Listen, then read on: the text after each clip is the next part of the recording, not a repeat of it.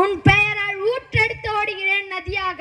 எண்ணுவது முன்னையே, எழுதுவது முன்னையே, உண்ணுவது முன்னையே, உயிர்ப்பது முன்னையே, என்னை முழுதாய் ஆட்கொண்டேன் தமிழ் அன்னையே, உனக்கு முதல் வணக்கம். அவையோருக்கும் வணக்கம். தமிழ் என்னும் சொல் இனிமை, நீர்மை, தமிழ் ஆகிய பொருளை தரும்.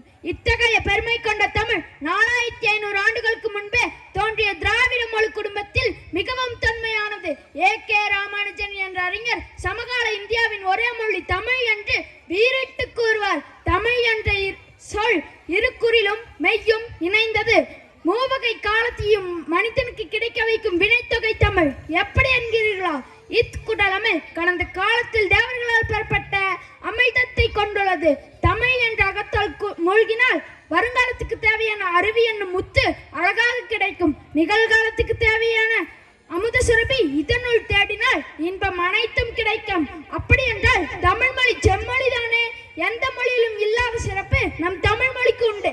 எந்த மொழிக்கும் கடவுள் கிடையாது. நம் தமிழ் மொழிக்கு மட்டுமே உள்ள கடவுள் வேறு யார்? நம் முருகப்பெருமான் தான். தமிழில் உள்ள 3 இனங்களான வல்லினம், மெல்லினம், இடையினம் ஆகிய ஒவ்வொன்றிலும் இருந்து ஒவ்வொரு எழுத்தின் உகர எழுத்துக்கள் சேர்ந்து முருகி என்ற பெயர் வந்ததால் தமிழ் கடவுள் முருகனானார். எவ்வளவு பெருமை வாய்ந்தது என் தமிழ் மொழி! இவ்வளவு ஏன் அமெரிக்காவின் நயகர நீர்வீழ்ச்சியில் அதன் முகப்பில் நல்வரவை என அழகிய தமிழில் எழுதப்பட்டு இருக்கும். இதற்கு அவர்கள் கூறும் காரணம் என்ன தெரியுமா?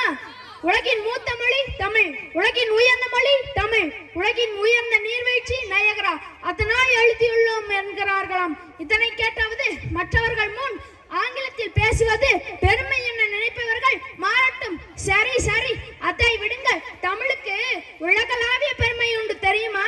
ஜப்பானிய பல்கலைக்கழக யாதும் ஊரே யாவரும் கேளறியான சங்கத்தமிழ் பாடவழிய மொழிபெயர்ந்து எழுதி வைத்துள்ளார்கள். இதில் இந்திய மொழிகளில் தமிழ் மொழி மட்டுமே இடம் பெற்றுள்ளது.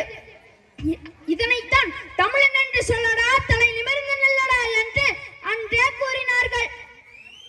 போப் கேள்விப்பட்டிருப்பீர்கள். அவர் தன்னுடைய கல்லறையில் தமிழ் படித்த மாணவன் என எழுதி வையுங்கள் என்றாராம். வேற என்ன வேண்டும் என் செம்மொழிக்கு?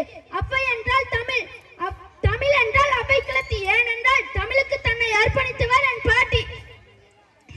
ஒவ்வொரு வீட்டின் இல்லாதையும் தலைவி என்று காணுவோம். இதற்கு தமிழில் வேறு எத்தனை சொற்கள் உள்ளது தெரியுமா?